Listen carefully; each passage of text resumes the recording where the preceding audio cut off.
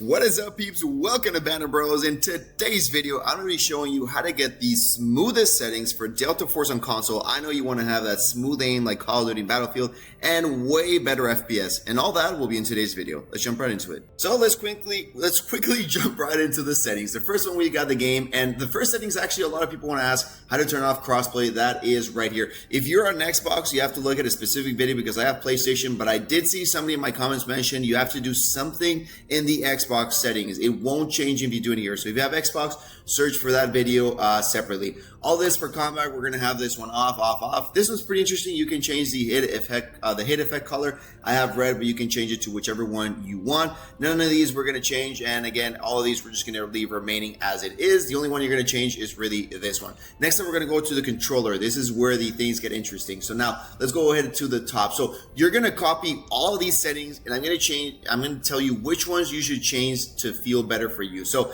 the controller dead zone, this one's specifically for your controller, but this you're going to leave at 100, and 99 is going to be specifically for mine. What you want to do is, after you have these settings, the dead zone, remember, you move it up or down depending if your movement moves by itself, right? So if your controller moves without you touching it, that means you got to increase it, and you decrease it until it stops moving. Next up for the bottom, I've always played on linear. It just really feels a lot better for me. So I play on linear. A lot of people do play dynamic, so this is where you can choose it, but I do play linear.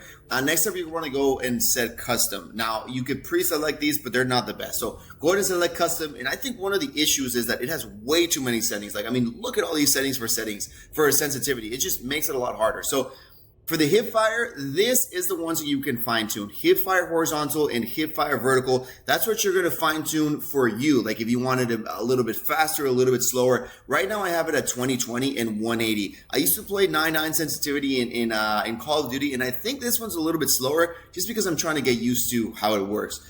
These are the ones you're going to change though. Hipfire horizontal, outer dead zone acceleration. You're going to want to have this at 210.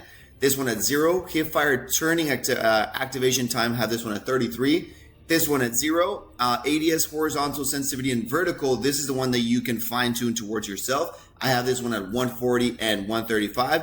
This one have at 50. This one at 0, 95, and next one is 20. And again, all these ones you have to keep the same. The only ones that you can move for yourself are these ones right here and the ones on the top.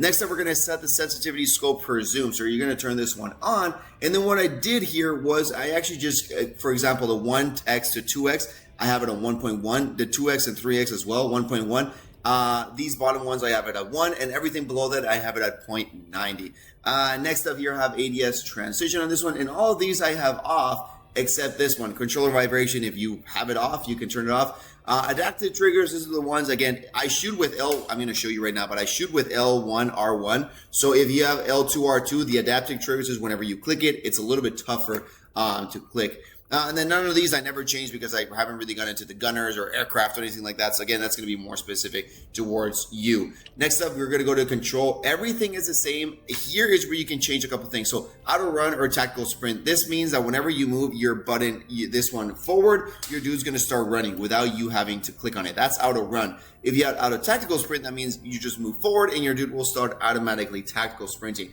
I like the auto run one because when you're auto tac sprint, your weapon takes longer to go ahead. So auto run, you just hit forward, you start running, and then you click the running one and your dude starts tactical sprinting. This is where you can also change the slide and dive animation, like whichever one you want. Press the slide. One thing to be aware is there is only one specific operator in Assault that allows you to slide. All the other operators will not allow you to slide. So if it doesn't allow you, that is why. But everybody can dive. This is what I changed, so I swap L1 with R1. Again, that's just a personal preference. I've been playing with PlayStation for so long, and that is why I have it. All of these aim control, have it on hold. This one's pretty important as well. The out of breath, I like to have it on hold. That means that you just aim and your dude is automatically holding his breath, which I kind of like. Lean peek, I have it on toggle. So the way that you lean peek, I'll show you right now how you do it. But you can lean peek if you guys didn't know. All you have to do is you ADS, and then with, for example, I aim with L1. So you hit L1, and then with L2, you peek to the left, and with R2, you peek to the other one. Again, if you shoot with the other one, then it's vice versa. Next up here, we got the controllers and combat, so you can change everything here. I didn't change anything. One that I would say that you should change is go all the way to the bottom here where it says the class gadget warfare. Now, this is one of the ones that you use the most, like your ammo box, your launcher, all that sort of stuff. And you need to press L2 and X at the same time. And you need to press it exactly. Like if you press one sooner or the other one, you're going to jump or you're going to throw a smoke grenade. So you can change that one if you want. I just haven't found specifically the button that I want to change it to, but just giving you advice that you should change it to whichever one feels comfortable for you. And here, if you go to aim, this is where it tells you. So for example, while you're aiming, these are the options that you have. So again, you can aim, you can lean left and right, which is again, pretty cool. Now, next up for the screen, we got the show performance mode. This means when you have it on the top right, you will see like your FPS, the latency. I have that one on. Again, it doesn't really take that much space. And something that is off, again, I don't know why, but the minimap. So go ahead and rotating perspective. If not, your minimap will stay put. And whether you turn left or right, whatever you're doing, it'll stay put. So have the rotating perspective. It is definitely a lot better. And here you can increase like the view distance, but I have it just as it is and it works pretty good for me.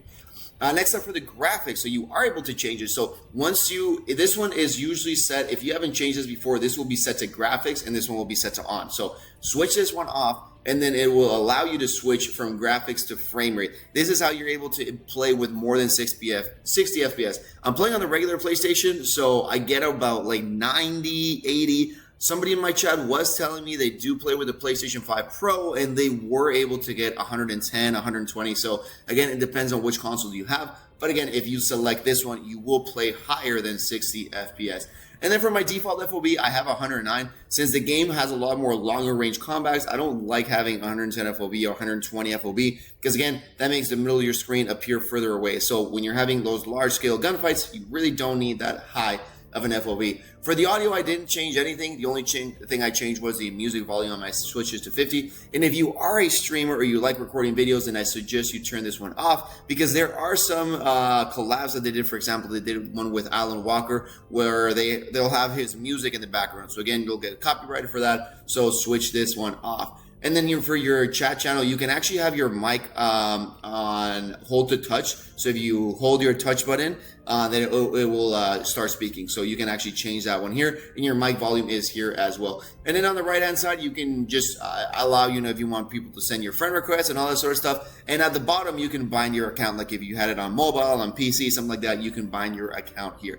And that is all the settings that I have for you guys. If you have any specific questions, let me know down below in the comments. I will be sure to answer them. Thank you for tuning in. Peace out, and I'll see you all in the next one.